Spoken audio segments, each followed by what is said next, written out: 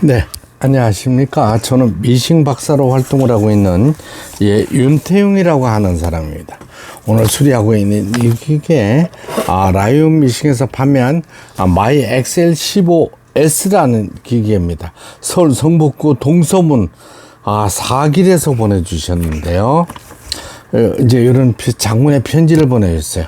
라이온 미싱 마이 XL15S인데 살펴보면 알겠지만 이제 문제점을 적어봅니다. 근데 이거 많습니다. 발판은 발판, 봉지하면 소리가 크고 진동이 크고 면판이 열려있고 재봉틀 통째로 덜덜거리면서 돌아갑니다. 그러고 위실이 끊어지고 밑실이 북집에 엉키고 무늬 다이얼이 패턴 다이얼을 말씀하시는 거예요. 돌아가지를 않습니다. 오랜만에 꺼내서 이것저것 돕니 제거 장치 모두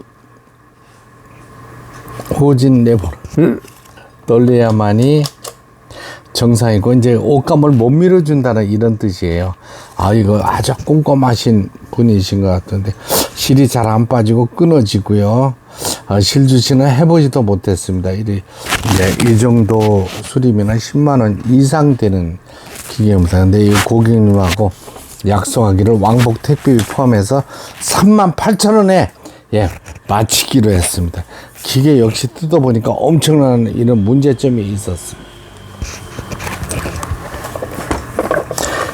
이런 기계들은 참 수리 받기가 굉장히 까다롭습니다. 왜냐하면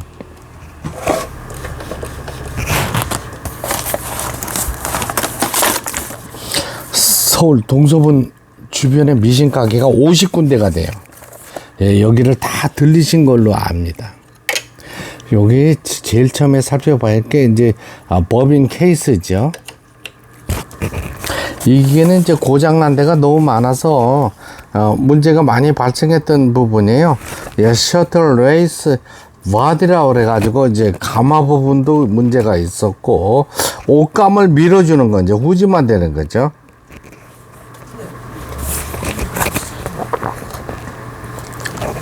롤샤프트 크랭크라고 이제 하축 기아 부분도, 이쪽 하축 기아 부분도 문제가 있었고요.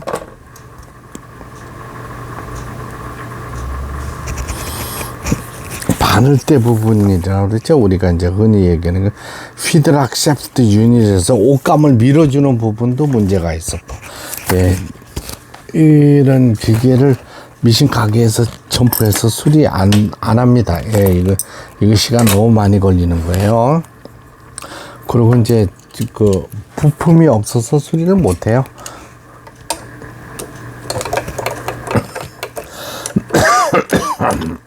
기계를 새로 만든다는 이런 이제 생각으로 이 기계를 수리하는 겁니다. 그렇죠?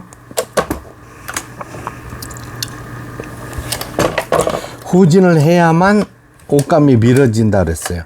이제 거꾸로 돌아가는 거죠. 기어박스가 고장이 난 거고, 그다음 무늬 다이얼이 움직이지 않는다는 거는 이 패턴 다이얼 기어박스 부분이 문제가 있었는 거예요. 위에 상축, 하축 모두 살펴봐야 되는 거고, 또 이분이 사용하시면서 110V에 이걸 제끼면 110이 돼요. 이건 220에 정확하게 맞춰줘야 되는 건데 이것도 제대로 못 하셨어요.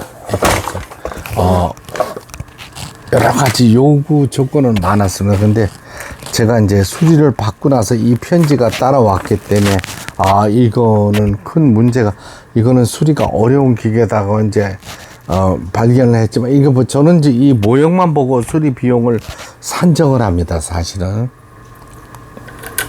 이것도 오늘 반나절 이상이 걸렸어요. 지금 이제 밤늦게 지금 이제 10시 11시가 다 됐는데요.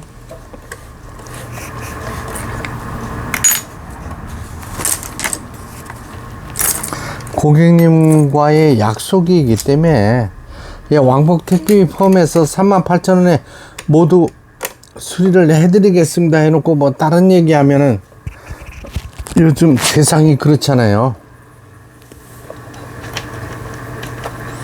인정을 안 하실 수도 있습니다. 그렇죠? 그리고 다행히 이제 부러진 데는 없고,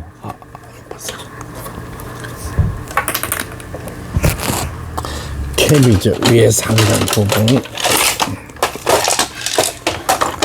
상단, 하단, 손잡이 뭐 모두 분리가 된 거를 일단 맞추겠습니다. 그렇죠? 맞춰서 박음질을 해봐야 돼요. 자, 북실 끼워서 1번, 2번, 3번에 실책이 걸었습니다. 4번 내려왔죠. 여기는 이제 라이온 미싱에서 판매한 잔음회사의 제품이 일본 거예요. 일본 잔음회사의 마이 엑셀 15S라는 겁니다. 이 잔음회사가 대단한 회사예요. 우리가 흔히 얘기하는 이 법인 케이스라고 하잖아요. 북집이 쇳덩어리처럼 단단합니다. 플라스틱으로 되어 있어요. 바늘이 찍으면 바늘이 부러지면 부러졌지 북집에 손상은 없습니다. 이제 바느질 기능 패턴 다이얼 기능 전체 되지 않았고 바늘을 꼽았습니다. 지금 아이고 세기가 됐습니다.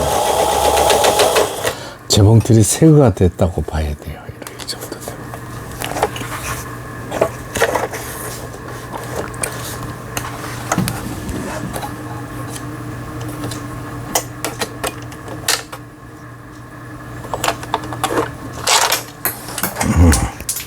여기다가 이제 법인을 꼽아놨네요. 이걸로 해야 되겠네.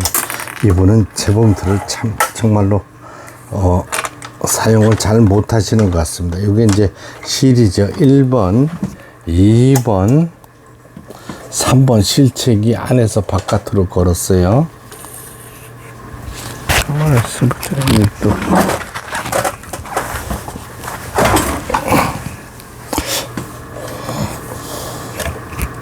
걸어주고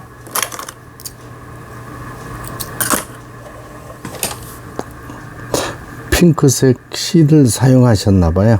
그래서 핑크색을 실에 끼웠습니다. 이 실로 해야 될 것 같아요. 자, 이렇게 했습니다. 바늘을 꼽았습니다. 이거는 이제 위에 실이죠. 위에 실을 제껴놓고